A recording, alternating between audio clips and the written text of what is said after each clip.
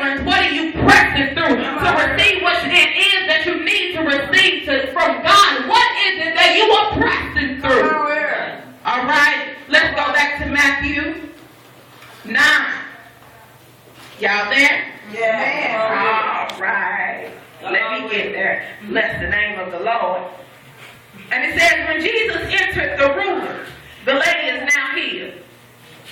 Now, notice that Jesus was going to see, the ruler is Jairus, and Jesus was going to see about Jairus' daughter that had died. She was already dead. And you would have think that he would have just pressed it on, but your touch can redirect him so he could come see about you. All right? I don't think somebody catch that. He was going to see about a dead woman, and here it is that this alive woman who seems as though that her situation is not important as the dead daughter, but he turns around to come see about her and says, your touch has healed you. All right. Come on here. And it says when Jesus entered the ruler's house, and he saw the flute players and the noisy crowd, he said, go away. The girl is not dead, but yet she is asleep. All right. See, he never recognized the girl as being dead. And they're having a funeral. Now, this is my imagination. They're having a funeral. It's musicians playing. It's a noisy atmosphere. And the lady is dead. So I believe they are having a funeral at the ruler's house. But Jesus turned around and said that she's not dead, she's asleep. So if you were wondering what my message title is, it's just sleeping. Tell your neighbor, it's just sleeping. It's just sleeping. Oh, yes, God. It's just sleeping. He said, go away.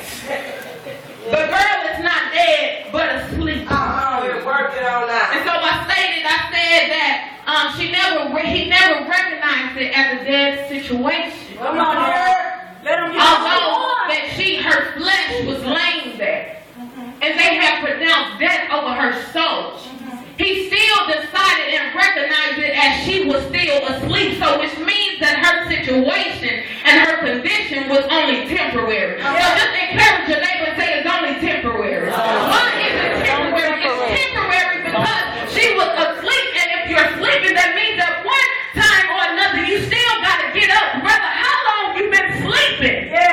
You still got to get up.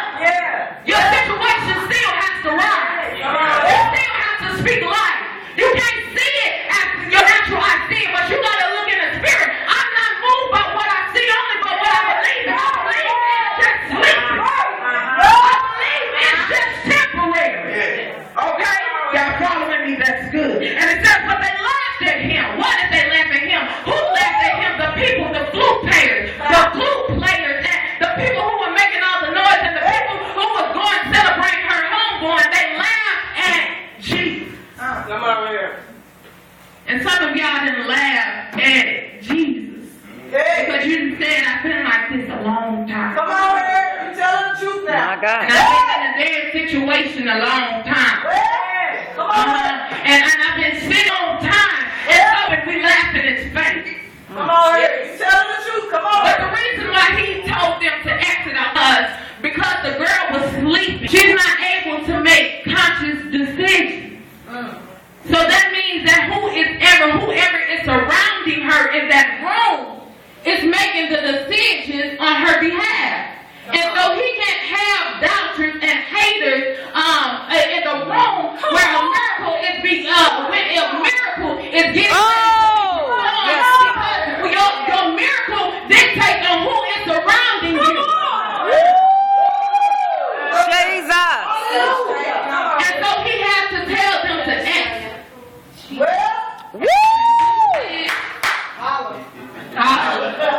Why? Because it was based on their faith. She was asleep.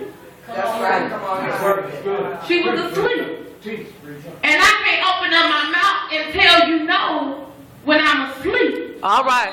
So that means that whatever they say and whatever is going in my spirit, I automatically agree with because I can make conscious decisions to say I disagree with you. Come on. Jesus. All right? All right.